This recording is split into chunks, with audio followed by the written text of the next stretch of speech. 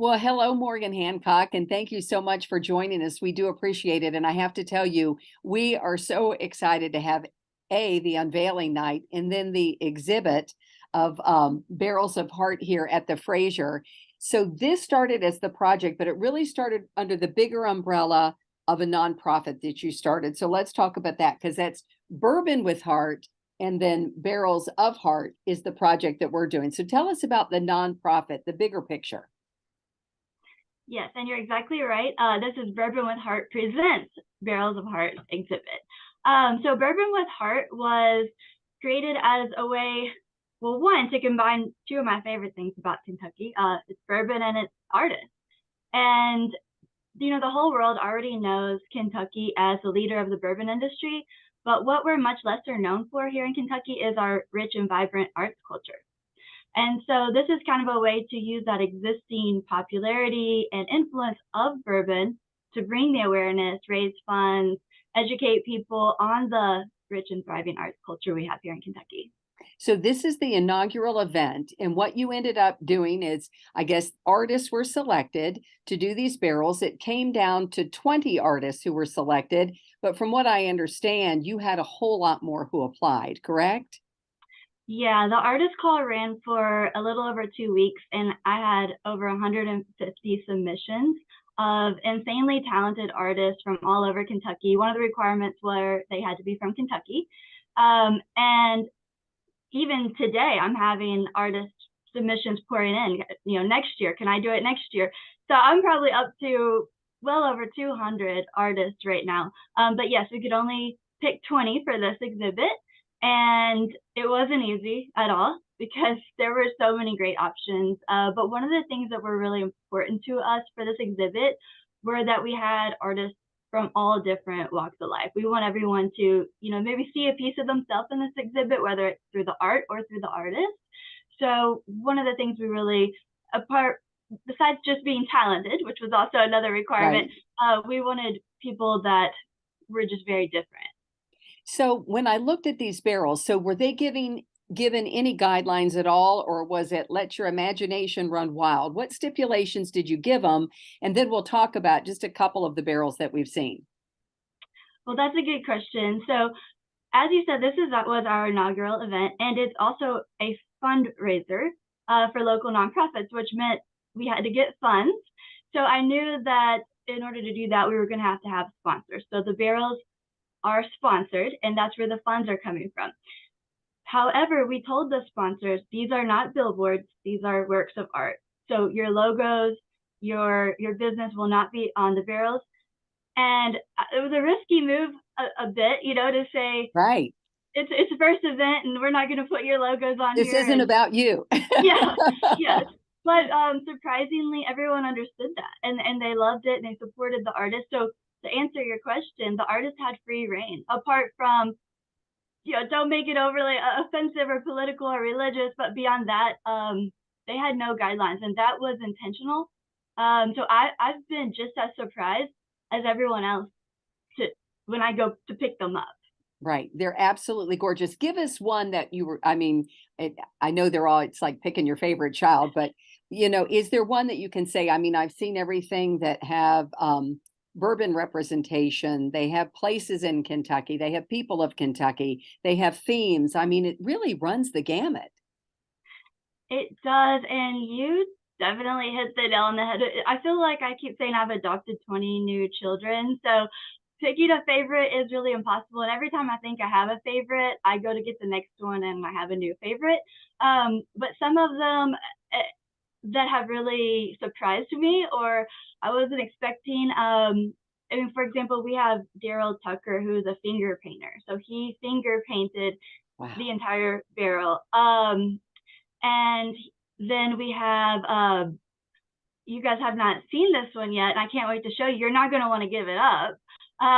But we had one artist who, around the barrel, told the entire history, going back to the Santa Maria, all the way back to the history of Louisville. Wow. And all the way up to modern day. And it's in chronological order and wraps around the barrel. And just the research alone is mind blowing, let alone to then be able to draw that. And she didn't Right. just paint it. The older history she burned in. It's called pyrography. Burned it, and then it got more colorful and painted as it goes. And I mean, I probably stared at that barrel looking at it for 2 hours when I picked it up, just Well, amazed. beautiful and learning, right? I mean, they're inspirational and all of that. So you're saying we're not going to want to give it up. So I've already seen people online going, can we buy these? I mean, that's a question that's already being asked. What is the answer? Well, the sponsors will own them at the end of the exhibit, and we sold out.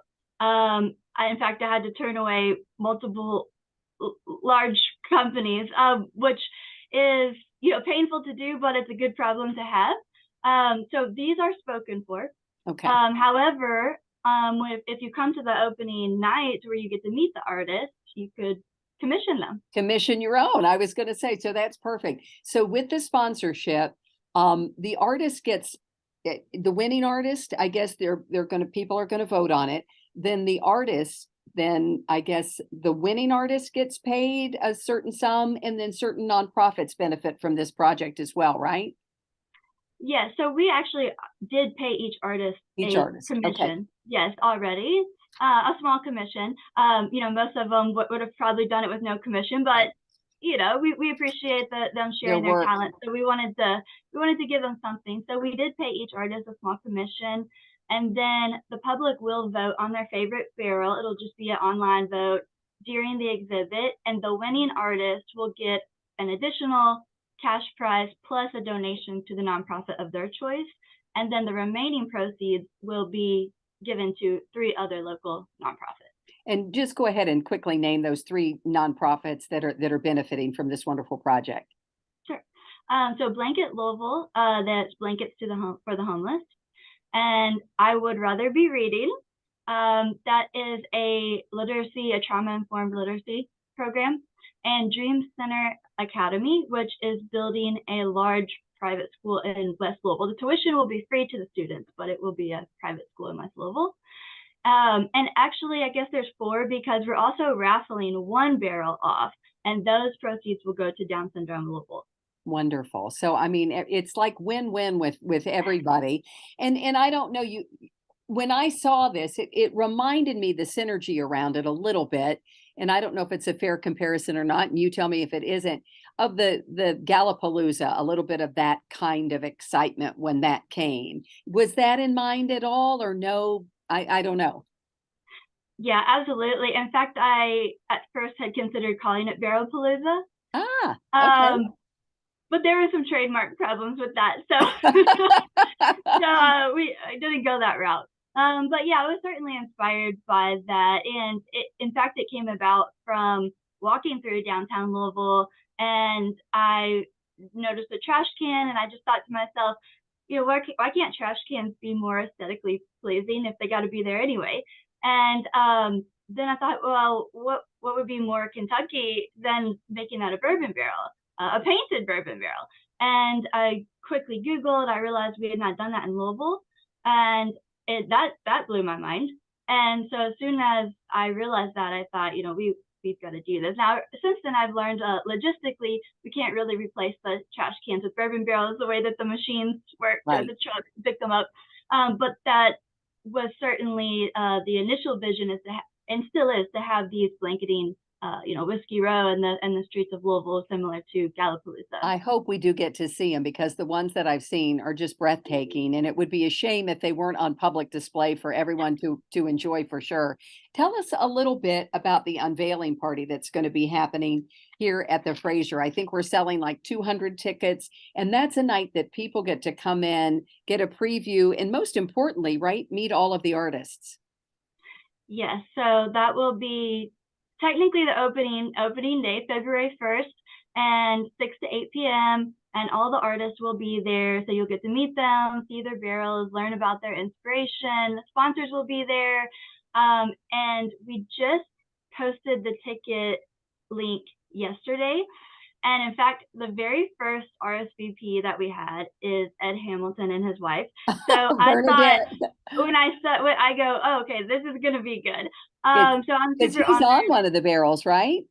Yes, yes. And so he actually wrote asking, how do I get the barrel? And I had to painfully tell him, you can't. Well, and that is when I said I was on social media, he's the one I saw was Ed saying, "How do I buy this thing? It looks great." So that's perfect. So this is going to run on the end of January. So check to see if tickets. If you can't get into that though, it's going to be here for 8 weeks, right? The exhibit. Right, yes. And at the rate we're going, the tickets very well may be sold out by the time this is aired. But yes, it'll be running for 8 weeks, so plenty of time to come check them out at Frazier History You know, I Museum. asked you a little bit about your background because I've been seeing so much of this on the news and everywhere. And I said, "Who is this Morgan who gets all this publicity?" And we were laughing before we started recording this. You said it may be that military background of logistics that's kind of helped you move this in such a fantastic way. Yeah, so I was in the Army from 2007 to 11, and people joke because they say, "No way, that you don't look like a truck driver," but I was a truck driver in the military. So it was all logistics, and we were talking before we started recording this, and it really just dawned on me recently, maybe that logistical experience, because we ran a caravan, 80, 80 trucks and getting stuff here to there, and maybe it's paid off because this this exhibit seems to be going pretty Oh, smoothly. absolutely. And I just think you hit a nerve with bourbon and arts and nonprofits and all of those things. It's just wonderful synergy to celebrate, the industry and artists without a doubt. So this is the inaugural event. So that means there are more to come that you're going to somehow do all of this. What's next? Can you share any of it? Yes, I can share it. There's so many things coming. The only thing slowing us down is not enough hours in the day. But the next thing that we have is bourbon barrel bow ties. So these are actually bow ties. You may have seen wooden bow ties Mhm. before, but a lot of people haven't even seen those. But they make wooden bow ties. So these are actually made out of bourbon barrel, and I have them. I'm actually picking them up today. It's a group of local veteran woodworkers. They realize that woodworking helps their PTSD, Wow. and they do all their woodworking with bourbon barrels. So they made us for bow ties made out of bourbon barrels. So it's going to run similar to the barrels. We're going to do an artist call. We have 50 of them this time. These bow ties will either be hand painted, carved, or the pyrography I was talking about earlier, Right. burned. And they're going to then actually be put in shadow boxes and on display like an art exhibit through Thunder and Derby at Makes the Galt sense. House. And they'll also be sponsored or they can be purchased, and those proceeds will again go to local nonprofits. Love it. Well, I tell you, you've really tapped into something. Kudos to you, and thank you for partnering with the Frazier for this exhibit because it's the perfect fit with us being the start of the Kentucky Bourbon Trail, and we can't thank you enough. Well, I can't thank you guys enough because when I approached you, this was just an idea. Yeah, and you guys just jumped on board without hesitation. And I don't know if it would have been possible without that support. So thank you so much. Well, it's good to talk to you, and best wishes. Okay. Thank you.